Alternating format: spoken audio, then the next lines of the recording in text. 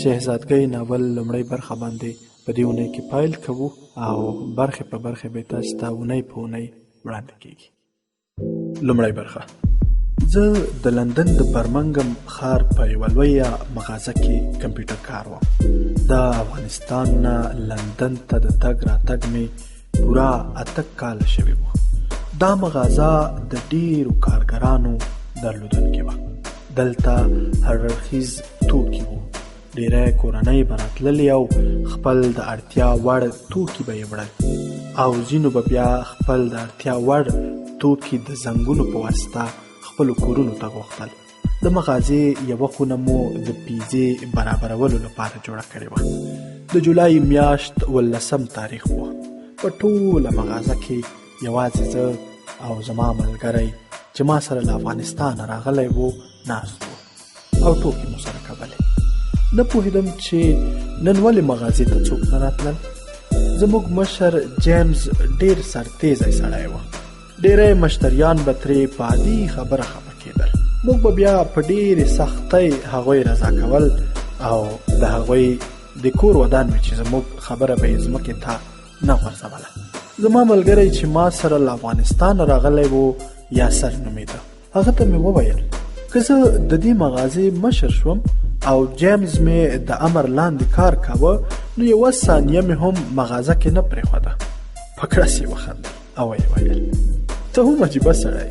له هغه سره دې څه دښمني ده چې دومره ترې تنګ یې. د هغه مخکینۍ خندا زما مخ هم خندنی کړی و.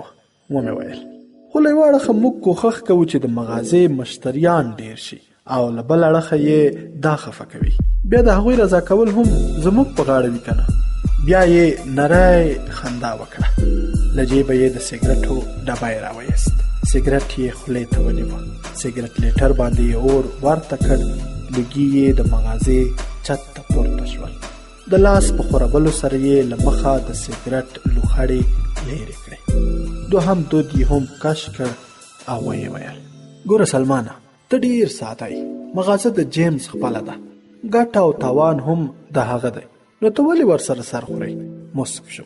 ته ماته ساده وایې خو نه په اصل ته ساده یې. هغه څنګه؟ غوږ شه. د مشتري په ډېرېدو سره د مغازې کارونه هم ډېر وي. مال هم ډېر ووځي او چې مال ډېر وپلورل شي زموږ معاش هم ښایي لوړ شي. که جیمز د خپل هر یو مشتري سره همداسې بد سلوکي وکړي نو مغازه به هیڅ مشتریان ونه لري. که مشتری یې ونه درلود نو بندېږي او چې بنده شوه ته څه فکر کوې؟ جیمز بیا تا ته له جیبه پیسې درکوي. سګرټ یې نیمایي ختم کړی و. زما په خبرو سوچ خپل دنیا ته یووړ. تر ډېره غلی ناست و. د لاس په خورولو مې د هغه سترګې ځان ته کړې. له سګرټه مې کش وکړ او ومې ویل ته خو رښتیا هم ډېر ذهین راووتې. ما خو په تا د ساده ګمان کوه خو ته ساده نه وې. اصلا زه ساده وم. ما خبرې ته خوله جوړوله چې د مغازې موبایل وشرنګېد. پرته د خندا مې تر څنګ په میز ایښی تلیفون واک ته ونیوه. په انګلیسي ژبه یې وویل په دغه ادرس یوه پیزه راورسوئ. ادرس یې راکړ او موبایل یې بند کړ. غوسه راغله او غوسه به ولې نه راتلله چې هغې داسې بې رقمه امر کاوه.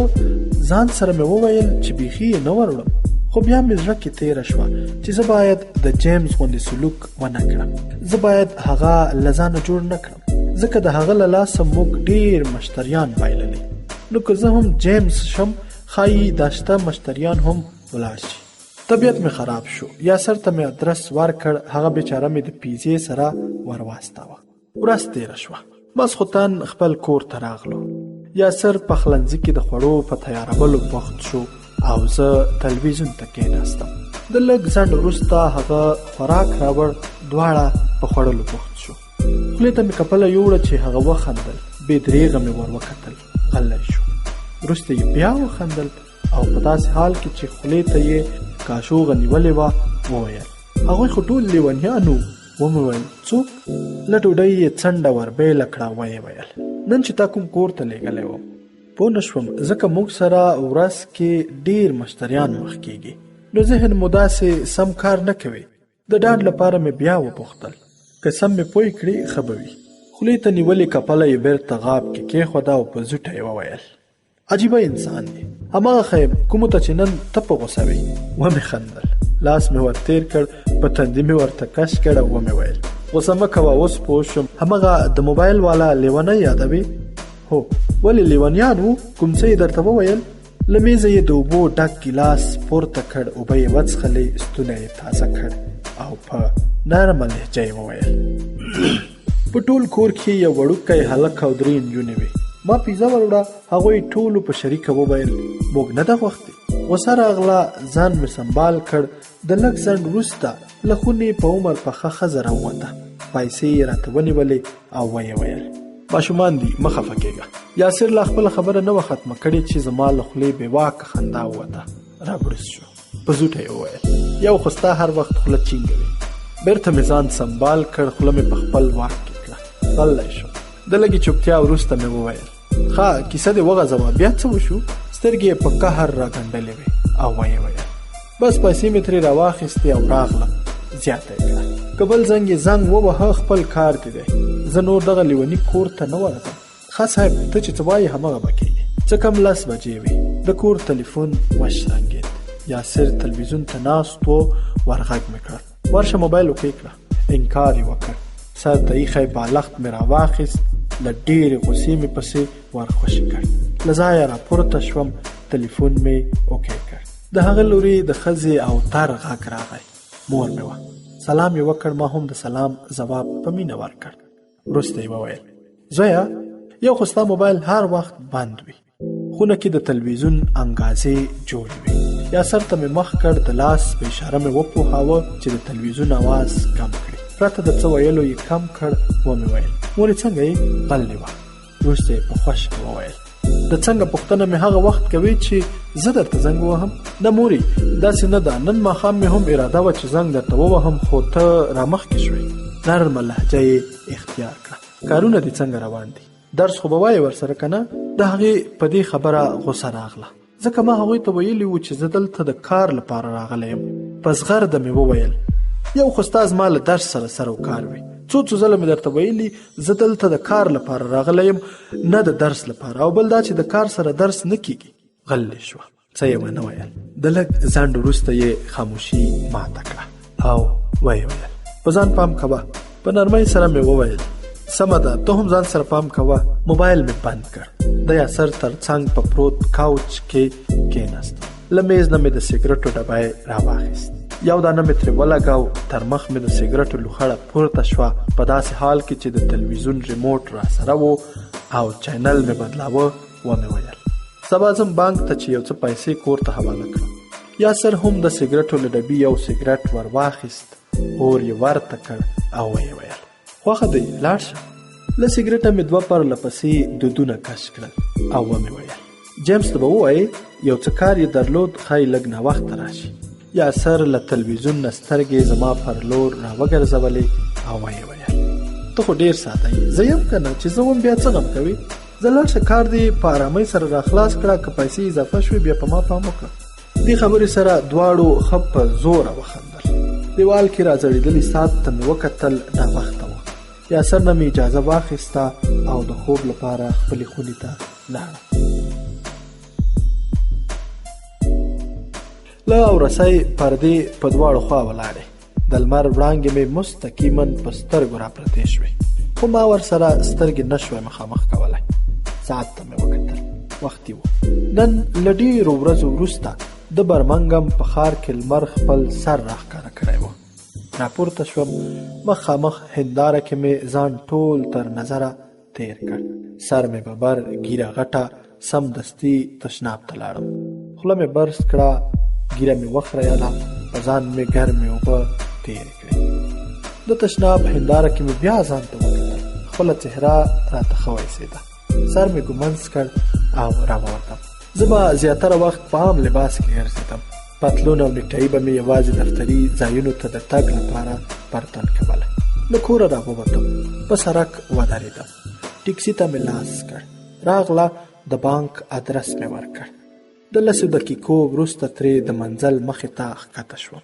پیسې مې بانک کې داخلې کړې او بهر راووتم. مشر ورور ته مې زنګ وواهه او ورته مې وویل چې له بانکه پیسې واخلي. د بانک مخامخ کافي شاپ ته ورغلم. سهارنۍ مې راوغوښته، پر خوړلو یې بوخت شو. سترګې مې پورته کړې، مخامخ راته سپین رنګې نجلۍ ولاړه وه. له ما یې ما سره د کېناستو غوښتنه وکړه. سر مې وښوراوه چې کښېني. سهارنۍ مې وخوړه، موسکی شوم. له هغې مې اجازه واخیسته. د خوراک پیسې مې ورکړې او بهر راووتم. ټکسي ته مې لاس کړ، ودرېده. د خپل کارځای پته مې ورکړه. له بانکه زموږ کارځای په اوږد واټن کې پروت و. زه کم 20 دقیقې وروسته ترې د خپلې مغازې مخې ته ښکته شوم. پیسې مې ورکړې. مغازې ته په راننوتلو سره مې سترګې په یاسر ولګېدې. موسک شو. هېڅ مې ونه ویل. لاړم. د کار ځانګړی لباس مې واغوست. زموږ د مغازې لباس پیل و. تور پتلون او سور یخن کاک و. لباس مې چې بدل کړ راووتم. یاسر بیا موسک ښکارېده. ومې ویل څه خبره ده چې داسې مسکی یې؟ اوږې یې پورته واچول. هېڅ. راغلم، هنداره کې مې ویښته او یخن کاک سره سم کړل. په چوکۍ کېناستم. د پاس لګېدلي سکرین ریموټ مې راواخیست. چینل مې لا نه و بدل کړی چې یاسر راغږ کړ او ویې ویل پورته شه چې د لیونیانو له کوره بیا اډر شوی. ماغزه مې ناارامه شول. په زغرده مې وویل وارې وړه که نه؟ یاسر وخندل. له ځایه راپورته شو. ویې ویل زما په اند له یاده دې ووتل. د شپې دې واده وکړه چې بل ځل به یې توړې. پرته د ځنډه مې وویل زه کمپیوټر کار یم. ویې خندل. واده خو به دې هیره نه وي. زه ته لاړ شه، کمپیوټر زه سنبالوم. ریموټ مې پر میز خطا کړ. له ځایه پورته شوم. ومې ویل بیا یې څه غوښتي؟ هغوی پرته د پیزې بل څه غواړي؟ پرته د بل څه ویلو لاړم او پیزه مې وتړله. بهر راووتم. د مغازې پر موټر سایکل چې د مغازې د کار لپاره و د هماغه لیونیانو کور ته سر شوم. 15 دقیقې وروسته پر راکړل شوي پته د هغوی د کور مخې ته ودرېدم. د کور د زنګ تړۍ مې کېکاږله. څو شېبې وروسته د دروازې تر شا بوډۍ ښځه راښکاره شوه. پیزه یې رانه واخیسته. کور ته وردننه شوه او دروازه یې هماغسې پرانیستې پرېښوده. زه بهر منتظر وم. د کور شاوخوا چاپېریال مې ټول تر نظر تیر کړ. له جیبه مې سګرټ راوویست. د اور ورته کولو مخکې مې له ځان سره وویل ځای نامناسب دی.